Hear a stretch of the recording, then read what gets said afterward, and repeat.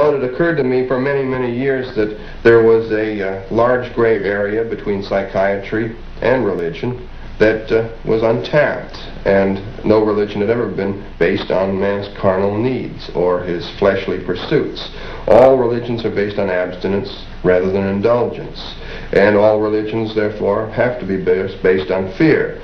Well, we don't feel that fear is necessary to base a religion on. The fact that religions for thousands of years have been telling people what they should do and what they shouldn't do according to the basic whims of a person who might be running the show is very understandable. We're realists, we Satanists, but we also feel that a person has to be good to themselves before they can be good to other people.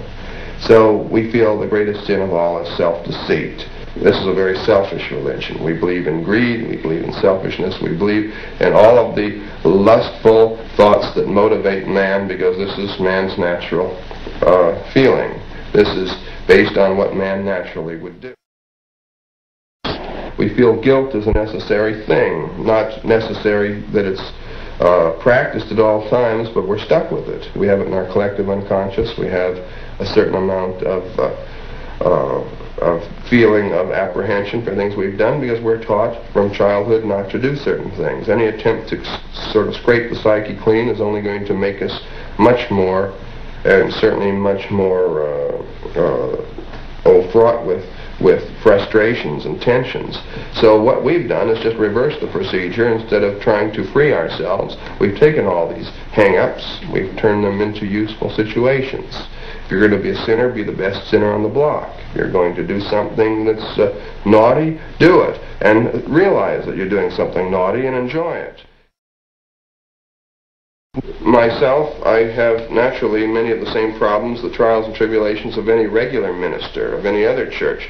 The only thing that really presents a difference is the fact that I cannot perhaps be sanctimonious about things, but I can that I want to. I can pursue any kind of lustful desires that I might feel.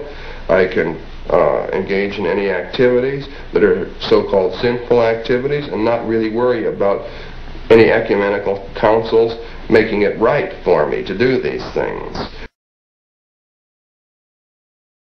Sexual freedom is something we feel is very important. It's a necessary requisite of the Satanic Church. It isn't the most important thing, but certainly it's an elective. We feel a person should be free to indulge in all of the so-called fetishes, all of the so-called aberrations that they would so desire, as long as they don't hurt anyone that doesn't deserve or wish to be hurt.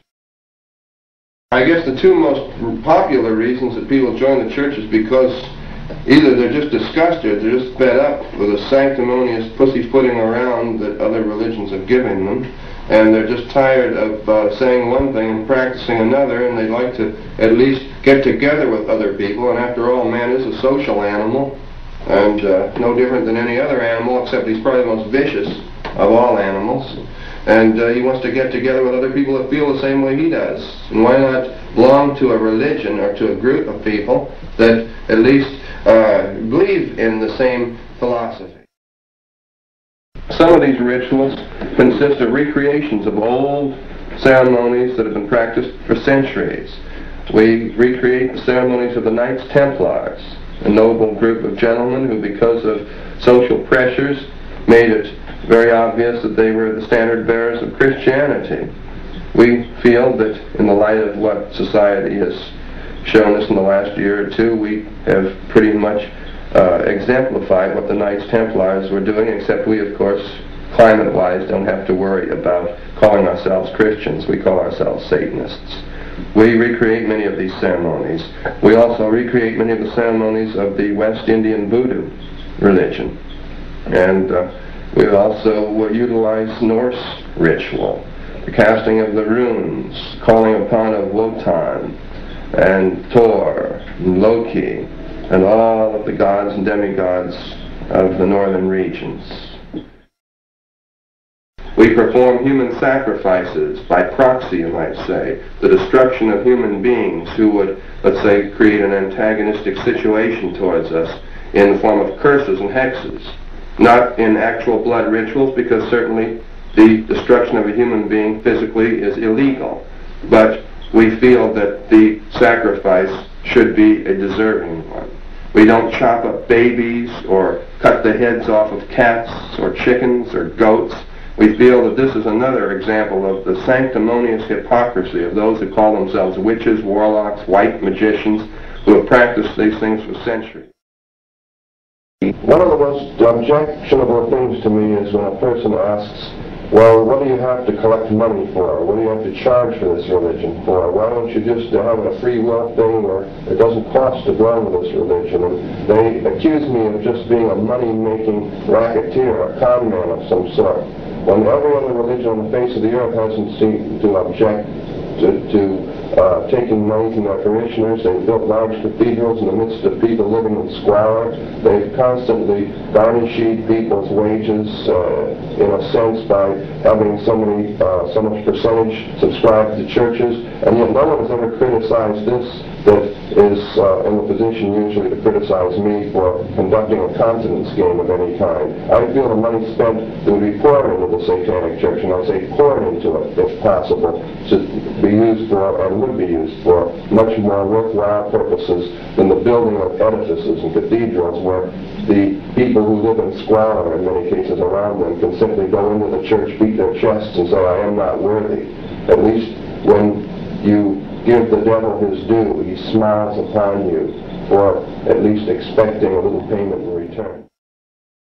It seems that most religions now are buying oats for a dead horse.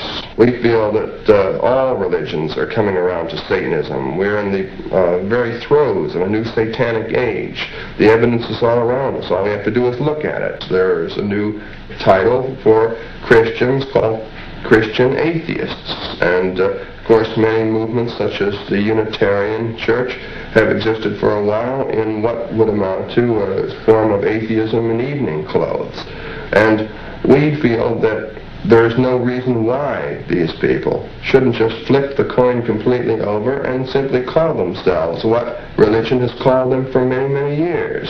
Call them devil worshippers, or disciples of evil, or Satanists. Of course, it's very hard for a person to hang an uncomplimentary label on themselves, and for this reason, for many years, there will be people practicing Satanism as good Christians or other religions, and they will instinctively pursue the very same things that we are, as they always have.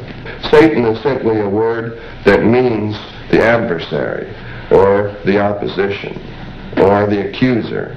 It doesn't necessarily mean evil, or brutality, or cruelty. It simply means the dissenter.